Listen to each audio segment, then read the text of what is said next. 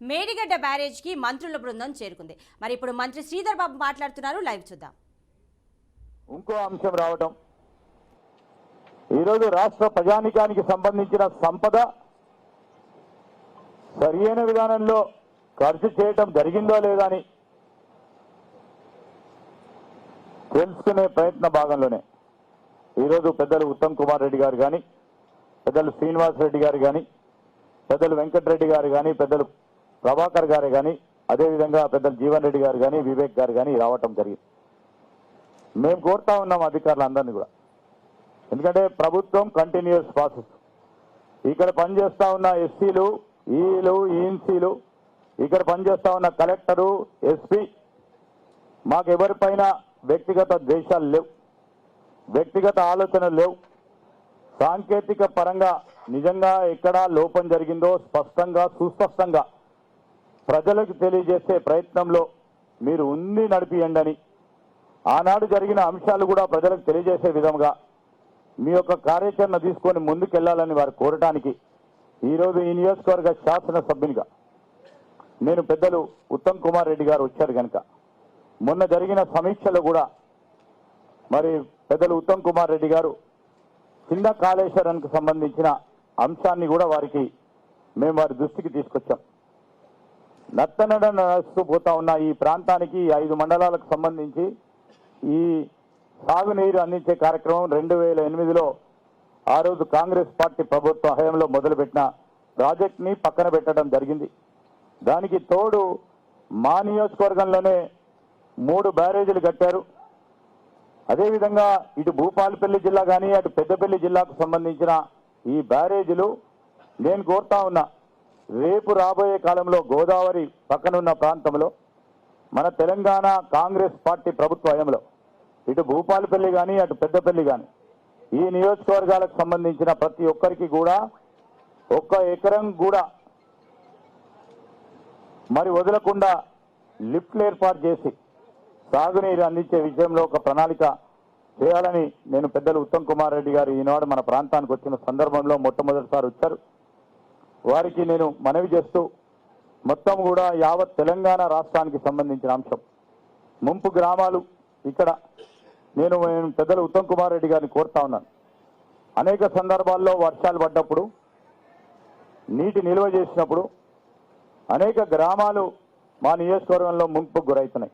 అటుపక్కన ఉన్న చెన్నూరు కానీ ఆ గ్రామాలు కూడా ముంపుకు గురవుతా ఉన్నాయి. ఆ నియోజకవర్గంలో నేను కోరుతా ఉన్నా, ఒక ప్రత్యేకమైన ప్రణాళికలు తీసుకొని కరకట్టల నిర్మాణం చేసి మరి ముంపుకు గురి కాకుండా ఈ గ్రామ ప్రజలని అక్కడ వ్యవసాయం చేస్తా ఉన్న రైతు సోదరులను కాపాడే కార్యక్రమం చేయాలని, మరి అదేవిధంగా ఎక్కడైతే ముంపుకు గురవుతా ఉన్నాయో భూ సేకరణ చేసి వారికి తగు విధమైన నష్టపరిహారం కలిగించి R&R ఇచ్చి వారి ఆదుకునే విధంగా ఒక ప్రణాళిక సిద్ధం చేసుకొని మనం అందరం కూడా ముందుకు పోవాలని వారిని కోరుతూ ఇక్కడ విచ్చేసిన మొట్టమొదటిసారి వచ్చేసిన మా గౌరవ సహచర మంత్రివర్యులకు ఈ నియోజకవర్గం తరఫున వారికి మొదటగా స్వాగతం, సుస్వాగతం.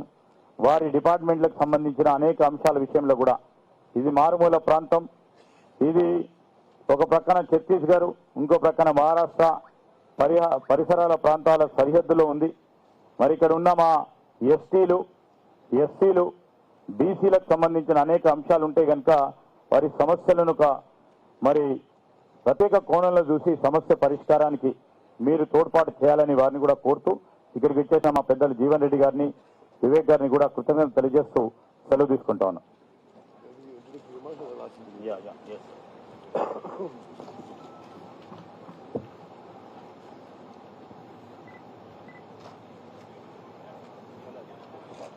గౌరవనీయులు సహచర మంత్రివర్యులు, స్థానిక శాసనసభ్యులు, ప్రియ మిత్రులు శ్రీధర్ బాబు గారు, గౌరవ మంత్రివర్యులు కోమటిరెడ్డి వెంకటరెడ్డి గారు, గౌరవ మంత్రివర్యులు పొంగులేటి శ్రీనివాసరెడ్డి గారు, గౌరవ మంత్రివర్యులు పొన్నం ప్రభాకర్ గారు, పెద్దలు గౌరవనీయులు శాసన మండలి సభ్యులు జీవన్ రెడ్డి గారు, గౌరవనీయులు పార్లమెంట్ సభ్యులు వివేక్ వెంకటస్వామి గారు, అదేవిధంగా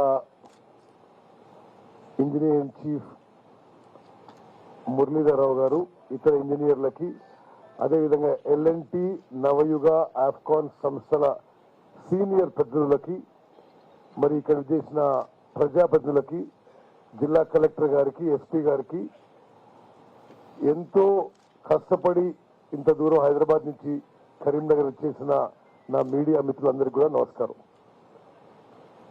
ఈరోజు మేము ఈ Medigadda barrage visit inspection program పెట్టుకున్నాం. కాళేశ్వరం ప్రాజెక్ట్ విషయంలో మా పార్టీ అభిప్రాయం మొదటి నుంచి ఒకటిగానే ఉంది. ప్రాణహిత చేవెళ్ల ప్రాజెక్టు ఆనాడు కాంగ్రెస్ ముఖ్యమంత్రి రాజశేఖర రెడ్డి గారు శంకుస్థాపన చేసినప్పటిది. మీకు ఒకసారి ఆ అంకెలు కూడా చెప్తాను.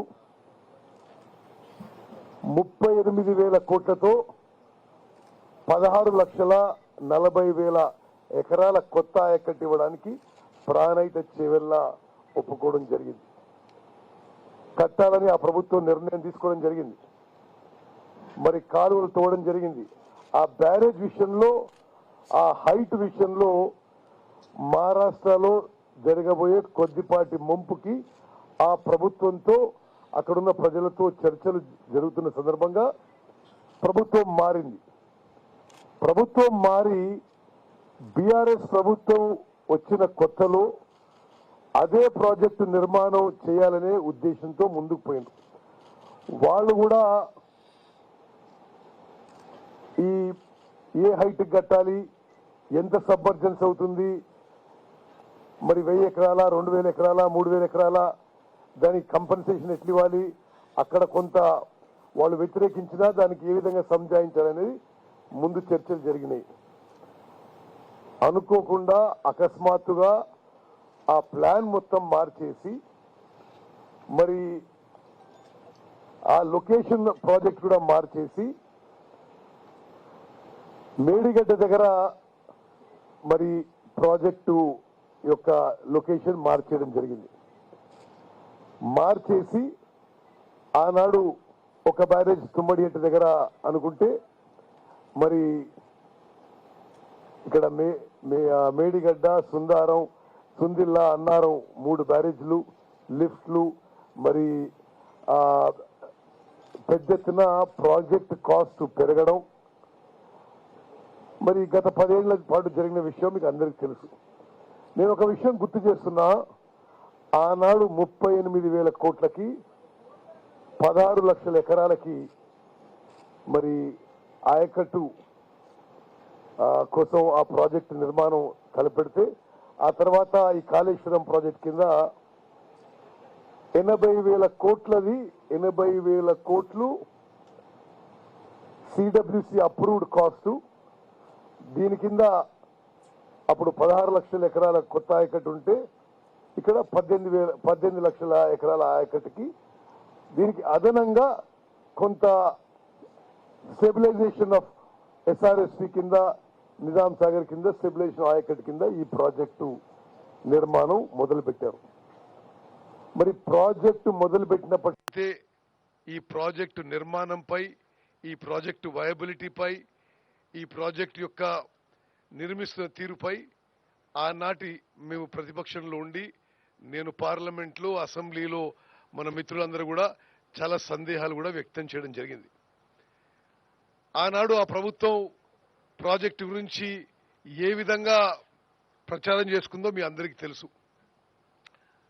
ఒక దశలో ప్రపంచంలోనే అతి అద్భుతమైన ప్రాజెక్ట్ అని చెప్పారు, అతిపెద్ద లిఫ్ట్ అని చెప్పారు.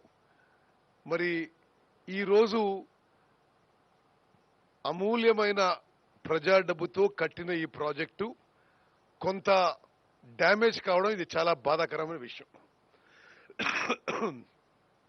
అక్టోబర్ 21వ తారీఖున మేడిగడ్డ బ్యారేజ్ బ్లాక్ 7లో ఆ పియర్స్ యొక్క ఫౌండేషన్ సింక్ అయిపోయి పెద్ద శబ్దంతో 5 ఫీట్లు లోపల పోవడం జరిగింది.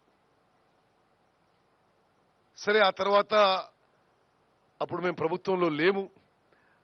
అక్టోబర్ 21వ తారీఖు నుంచి డిసెంబర్ 3వ తారీఖు వరకు గత ప్రభుత్వమే ఉండింది. ఆశ్చర్యకరం ఏంటంటే ఆనాటి ముఖ్యమంత్రి ఇరిగేషన్ మంత్రి అక్టోబర్ 21 నుంచి డిసెంబర్ 3వ తారీఖు వరకు అసలు ఈ విషయం మీద నోరు మెదపలేదు. అంటే ఎంత 10 + 30 40 45 డేస్ పాటు ఇంత మేజర్ ఇన్సిడెంట్ 10 ఏళ్ల పాటు ప్రపంచంలోనే అద్భుతమైన కాళేశ్వరం ప్రాజెక్ట్ కడుతున్నా అని చెప్పిన పెద్ద మనిషి ఇంత మేజర్ డ్యామేజ్ జరిగితే దాన్ని విజిట్ చేయడం కానీ రివ్యూ చేయడం కానీ దాని మీద ఒక స్పష్టమైన స్టేట్మెంట్ ఇవ్వకపోవడం ఇది దురదృష్టకరం. మేము 7వ తారీఖు అంటే ఒక 10 రోజుల క్రితం మేము బాధ్యతలు తీసుకొని ఇది చాలా సీరియస్ ఇష్యూ అనే విషయం పరిగణించుకొని మన గౌరవ ముఖ్యమంత్రి గారు మొత్తం విషయంపై జ్యుడిషియల్ ఎంక్వైరీ వేస్తారని చెప్పి శాసన మండలిలో ప్రకటించిన విషయం మీ అందరికీ తెలుసు. అది అతి త్వరలో వేయబోతున్నాం. మరి ఫీల్డ్లో విషయాన్ని ఒకసారి పరిశీలించి మన ఇంజనీర్లని అదేవిధంగా నిర్మించిన ఏజెన్సీలని సైట్ మీద ఒకసారి ఒక వాస్తవాలు తెలుసుకునే విధంగా మేము కూడా ఈరోజు మరి మంత్రులు అందరం కూడా మేడిగడ్డ బ్యారేజ్ విజిట్ కోసం రావడం జరిగింది. ఎదురైన మనకు కొన్ని సమస్యలు మేము ఇక్కడ పెట్టాము. ఈ హెడ్ వర్క్స్ ఒక సైడ్ మహారాష్ట్ర ఉన్నది. ఈ మహారాష్ట్ర నుంచి ఇంటర్ స్టేట్ ప్రాజెక్ట్ కింద ఇది టేకప్ చేయడం జరిగింది. ఈ ఇంటర్ స్టేట్ ప్రాజెక్ట్ కోసము మహారాష్ట్ర చాలా తీవ్రంగా వాళ్ళ అభ్యంతరాలు వ్యక్తం చేసినారు. మెయిన్గా FRL 152 మీద. ఎందుకంటే 152 పెట్టుకుంటే దాదాపు 3,786 ఎకరాల భూమి మహారాష్ట్రలో మున్కకు గురవుతుంది. అయితే అప్పటి ముఖ్యమంత్రి గారు ఫడ్నవీస్ గారు వాళ్ళ పార్టీ వాళ్ళు కూడా చాలా స్ట్రాంగ్గా అపోజ్ చేశారు దీనికి. వాళ్ళ సబ్మర్జెన్స్ను ఎంత సబ్మర్జెన్స్తో వాళ్ళు ఒప్పుకోవడం రెడ్యూస్ చేయమన్నారు. 148 రెడ్యూస్ చేస్తే 3,786 నుంచి దాదాపు కేవలం ఒక 400 ఎకరాల వరకే సబ్మర్జెన్స్ వస్తుండే. ఒకవేళ 148కు రెడ్యూస్ చేస్తే అది వాళ్ళ కండిషన్ పెట్టారు. అయితే ఈ కండిషన్తో పాటు ఒక ఇంటర్స్టేట్ బోర్డు కూడా ఒప్పందం జరిగింది ఇద్దరు గౌరవ సీఎంస్ మధ్యలో. బోర్డ్స్ పెట్టుకుంటే ఎప్పటికప్పుడు సమస్యలు మాట్లాడుకుంటానికి తీర్చడానికి ఇంటర్స్టేట్ బోర్డు కూడా క్రియేట్ జరిగింది 2012లో. నెక్స్ట్ 3 అంచెల కమిటీ కూడా ఏర్పాటు చేయడం జరిగింది. చీఫ్ ఇంజనీర్స్, సెక్రటరీస్, ఆ పైన ముఖ్యమంత్రులు 3 లెవెల్స్ కమిటీ ఇది. అయితే మొదటి కమిటీ మీటింగ్ నుంచే చీఫ్ ఇంజనీర్స్ వాళ్ళు చాలా ఈ గట్టిగా పొజిషన్ ఉంది మహారాష్ట్రలో ఇబ్బంది అవుతుంది 152 అని మొదలు చేసి అప్పటి నుంచే వాళ్ళు రిక్వెస్ట్ చేయడం జరిగింది. 148కి రిక్వెస్ట్ చేయమన్నారు. చీఫ్ ఇంజనీర్స్ మధ్యలో 2 సార్లు మీటింగ్ జరిగింది హైదరాబాద్లో, నాగ్పూర్లో. బట్ ఒప్పందం అనేది ఏమీ అటువైపు ఏం తీసుకోపోలేకపోయినాం. నెక్స్ట్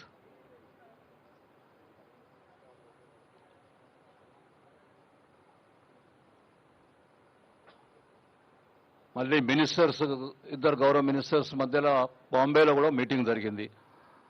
అయితే ఈ FRL లెవెల్ తొందరగా ఫైనలైజ్ చేయమని కోరితే అప్పుడు మంత్రి గారు వాళ్ళ కమిటీకి మళ్ళీ రెఫర్ చేశారు. గడ్చిరోలి, చందాపూర్లో చాలా ఎక్కువ మునక ఉందనేది వాళ్ళకి అదే అబ్జెక్షన్ మళ్ళీ చేయడం జరిగింది. పబ్లిక్ హియరింగ్ కూడా అక్కడ కావాలంటే దానికి కూడా ఇబ్బంది ఉన్నది, దానికి కూడా సహకరించమని అడిగినాము మన స్టేట్ తరఫున. బట్ మహారాష్ట్ర అప్పుడు కూడా ఒప్పందం చేసుకోలేదు. మళ్ళీ అదే ప్రపోజల్ పెట్టారు to lower the FRL and minimise the submergence in their territory as a prerequisite for their concurrency. The barrage 152లో మనకు కెపాసిటీ 5 TMCలు వస్తూ ఉండే మొదట్లో. ఈ కెపాసిటీ మొదట్లో మనం 160 తీసుకునేదానికి ఫిక్స్ చేసిన లెవెల్ అది 152. దాంతోనైతే మనకు డైవర్షన్ కెనాల్ తీసుకొని తర్వాత కింద లిఫ్ట్లు పెట్టుకునేటట్టు వీలుంటట్టు అప్పుడు అట్లా 152 ఫిక్స్ చేయడం జరిగిండే. జాయింట్ సర్వీస్ 2 రాష్ట్రాల మధ్యలో పెట్టినాము ఇంటర్స్టేట్ కమిటీ డిస్కషన్ బట్టి. ఇందాక నేను చెప్పినట్టు ఫస్ట్ 3,786 ఎకర్స్ ఉండే అట్ 152లో 285 ఎకర్స్ అట్ 148. వాళ్ళు రిక్వెస్ట్ చేసిన లెవెల్ 148. వాళ్ళ సబ్మర్జెన్స్ తక్కువ అయిపోతుంది, దాంతో 285 వస్తుంది అనేది వాళ్ళు సూచించారు. అయితే 148లో కేవలం 1.85 TMC స్టోరేజ్ కెపాసిటీ ఉంటుండే. దీంతో డైవర్షన్ కూడా చాలా డ్రాస్టిక్గా తగ్గిపోతూ ఉండే. 45 టీఎంసీ 44 టీఎంసీలు మాత్రం డైవర్ట్ చేయగలుగుతాము against 160 TMC originally planned at 152. So ఈ డైవర్షన్ చేయగలిగింది ఎందుకంటే అక్కడ మనకు 5 టీఎంసీ పెట్టుకునేది ఎందుకు అంటే కంటిన్యూస్ వాటర్ ఫ్లోస్ లేవు కాబట్టి మధ్య మధ్యలో గ్యాప్స్ ఉన్నా కూడా ఆ డైవర్షన్ కెపాసిటీ వాడుకుంటూ చేస్తేనే మనకు 160 టీఎంసీలు తీసుకునేట్టు వీలు ఉంటుండే. ఇది తక్కువ చేసే వరకు నంబర్ ఆఫ్ డైవర్షన్ డేస్ తగ్గిపోయి కేవలం 44 టీఎంసీలు మాత్రమే తీసుకోగలుగుతారు అనేది సిడబ్ల్యూసీలు చెప్పారు. మన క్యాలిక్యులేషన్స్లో కూడా కొంచెం అటో ఇటో అదే విధంగా ఉండే. మధ్యలో గ్యాప్ డేస్ చాలా వస్తూ ఉండే. నెక్స్ట్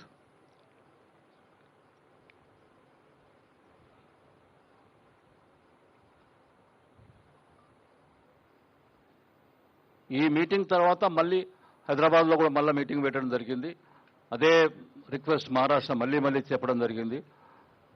ఎంత ప్రయత్నాలు చేసినప్పటికీ మ్యూచువల్గా ఒప్పుకోవడం అనేది సాధించలేకపోయినాం. అప్పుడు ఆ 152కు మహారాష్ట్ర ససేమేరే అన్నారు. ఎన్నిసార్లు చెప్పినా అదే రిక్వెస్ట్.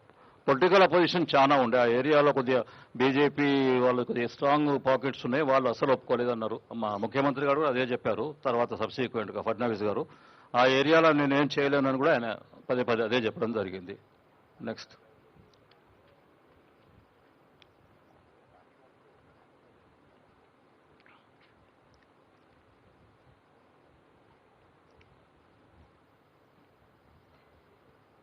ఇందాక నేను చెప్పినట్టు దీంతో మనం అనుకున్న వాటర్ని డైవర్ట్ చేయలేకపోయాము. 148లో ఉన్న ఇబ్బందులు చెప్తాను. నెక్స్ట్ చివరికి 17th ఫిబ్రవరి 2015లో మొదటిసారి ముఖ్యమంత్రులు ఇద్దరు మీటింగ్ చేయడం జరిగింది. అప్పుడు మహారాష్ట్ర గౌరవ ముఖ్యమంత్రి గారు కూడా అక్కడ పబ్లిక్ అన్రెస్ట్ చేయబట్టి 148 తప్పనిసరి చేయాల్సిందేనని, అది చేస్తే మిగతా వాళ్ళకి ఏం అబ్జెక్షన్ లేదని చెప్పారు. అప్పుడు గౌరవ ముఖ్యమంత్రి తెలంగాణ అప్పుడు మొత్తం డీటెయిల్స్ సర్వే చేయిస్తామని ఒప్పుకోవడం జరిగింది. ఎంత వీలైతే అంత సమర్జన్స్ తక్కువ చేస్తాం మహారాష్ట్రలో అని ఫస్ట్ మీటింగ్లో అది ఒక ఒప్పందంతో డిసిషన్ తీసుకున్నారు. ఏది అప్పుడు 148 కానీ 152 కానీ ఫైనలైజ్ కాలేదు, బట్ సర్వేస్ చేస్తానికి ఒప్పుకున్నారు.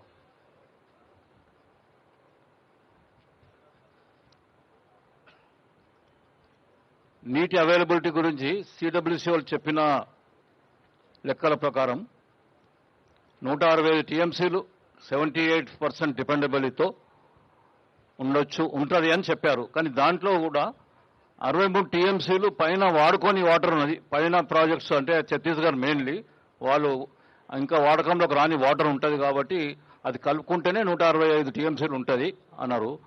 ఈ 163 టీఎంసీలు ఎప్పుడు కూడా పర్మనెంట్గా ఉండదు. వాళ్ళు ప్రాజెక్ట్స్ కట్టుకున్నంత వరకు 163 వస్తుంది. అది కట్టుకున్నాక తగ్గిపోయి మళ్ళీ మీకు వచ్చేది 100-102 టీఎంసీలే నికరంగా వచ్చేదని తేల్చినారు వాళ్ళు.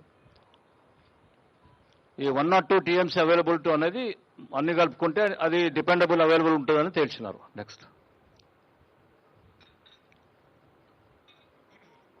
దీంతో పాటు ఫస్ట్ డిపిఆర్లో ప్లానింగ్ ఇంటిగ్రేటెడ్ ప్లానింగ్ అన్నీ కూడా కొంచెం మళ్ళీ ఒకసారి తిరిగి చూడండి, రీఎగ్జామిన్ చేయమండి అని సిడబ్ల్యూసీ చెప్పడం జరిగింది. ఈ రిజర్వాయర్స్ మీరు ప్రపోజ్ చేసింది అప్పుడు మొదలు అనుకున్న రిజర్వాయర్స్ చాలా చిన్నగా ఉన్నాయి, సరిపోవు. మీ కమాండ్ ఏరియా ఎక్కువ ఉన్నది. ఆ కమాండ్ ఏరియాకు ఆ రిజర్వాయర్స్ సరిపోవు కాబట్టి కొన్ని రిజర్వాయర్స్ పెంచడం, కొన్ని కొత్త రిజర్వాయర్స్ కట్టడం అవసరం ఉంటుంది అన్నది మొదటిసారి వాళ్ళు మాకు చెప్పడం జరిగింది. అంటే మొదలు ఇచ్చిన డిపిఆర్ మీద వాళ్ళు స్టడీ చేసి వాళ్ళ ఫైండింగ్స్ ఇవి. నెక్స్ట్ సో దాంతో మనకు ఇది ఒరిజినల్గా 16 టీఎంసీలు ఉండే రిజర్వాయర్ కెపాసిటీ చిన్నవి. తమ్మిడిహట్టి, మేడారం, మల్కపేట, అనంతగిరి, ఇమామాబాద్. గారు sir you go on to the present problem. Okay, will go to the present issue will go to now. So చివరికి 152 లెవెల్ పోయి 148కి అగ్రిమెంట్ చేయడం జరిగింది. తర్వాత దాన్ని ఆదిలాబాద్ పాయింట్ కాడ 2 లక్షల ఎకరాలకు ఒప్పుకున్నారు. తర్వాత మిగతాది మీరు గోదావరి రివర్లోకి వెళ్ళి చూసుకోవడం అనేది అది ఒక ఫైనల్ డిసిషన్ ఇద్దరు సీఎంస్ తీసుకున్నారు సార్ అప్పుడు. నెక్స్ట్ ఈ 2 ప్రాజెక్టు మధ్యలో ఇది.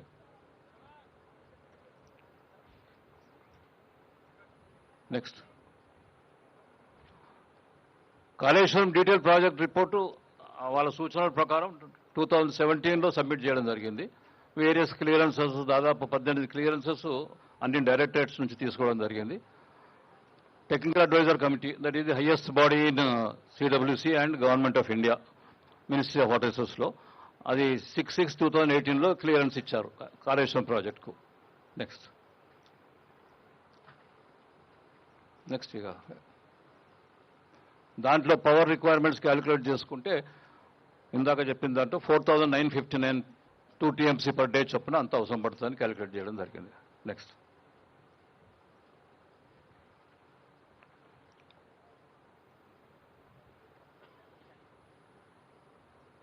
ఈ దీంట్లో గోదావరి నుంచి మనకు సోర్స్ పాయింట్ గోదావరి నుంచి సార్, కానీ అక్కడ నుండి మనకు మెయిన్ ఇష్యూ ఏంటంటే transfer of water to Yellampalli. ఎల్లంపల్లికి ట్రాన్స్ఫర్ అయిపోతే that is the common point. ఒరిజినల్గా ప్రాణహిత చేవల ప్రాజెక్టులో అనుకున్న కామన్ పాయింట్ ఇప్పుడు కాళేశ్వరం నుంచి తీసుకుపోయే కామన్ పాయింట్ ఎల్లంపల్లి. సో ఆ ఎల్లంపల్లికి తీసుకుపోవాలంటే గోదావరి రివర్ మీద సింగిల్ లిఫ్ట్ వేస్తే మొత్తం పైప్ లైన్తో తీసుకుపోవాల్సిన అవసరం పడుతుండే. పైప్ లైన్ రిజర్వ్ ఫారెస్ట్ అది చాలా డిఫికల్ట్ టాస్క్, చాలా కాస్ట్లీ ప్రాసెస్ అని 3 బ్యారేజీలు ప్లాన్ చేసినాం. చేస్తే అప్పుడు ఏంటంటే ఆ రివర్లోనే స్టోరేజ్ వాడుకుంటూ 3 బ్యారేజీలు ఒక స్టెప్ బై స్టెప్ డైవర్ట్ చేసుకుంటూ ఎల్లంపల్లికి పోవచ్చు అనేది ఒరిజినల్ ప్లాన్. ఇది 3 బ్యారేజీల యొక్క బ్యాక్గ్రౌండ్ ఇది sir planning. Medigadda, Annaram, Sundilla last barrage and from there Yellampalli. ఆ ఎల్లంపల్లికి వచ్చినాక ఇది కామన్ పాయింట్, ఫస్ట్ స్కీమ్ కానీ ఇప్పుడు కానీ అది కామన్ పాయింట్. నెక్స్ట్ ఈ 3 బ్యారేజీలకు మనం ప్లాన్ చేసినట్టు ఎక్స్పెండిచర్స్ దాదాపు 7,500 కోట్లు, మేడిగడ్డకు 3,600 కోట్లు, అన్నారంకు 2,228 కోట్లు, సుందిళ్లకు 1,662 కోట్లు. ఈ 3 కాస్ట్లు ఈ విధంగా ఎక్స్పెండిచర్స్ ప్లాన్ అయింది. ఎక్స్పెండిచర్ అయింది కూడా. Barrage cost only for completion of barrage. ఇంకా కొంచెం ఫినిషింగ్ ఐటమ్స్ ఉన్నాయి కానీ this is the main cost of the barrage. Pumping separate. Next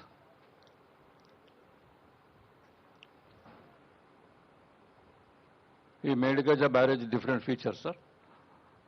2110 వరకు అంతకుముందు మేడిగడ్డ బ్యారేజ్ దాదాపు 3 years కంటిన్యూస్గా వాడినాం సార్. 2019-20లో ఫస్ట్ టైం వాడినాం.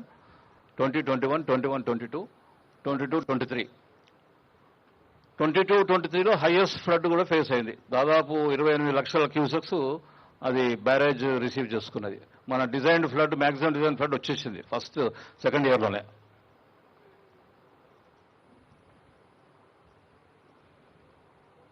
తారీఖు నాడు ఫస్ట్ డ్యామేజెస్ అంటే కనపడలేదు కానీ సౌండ్ మొత్తం ఫస్ట్ మొదలు 21st నాడు లార్జ్ సౌండ్, చాలా పెద్ద బాంబు పలిగినట్టు సౌండ్ రావడం జరిగింది.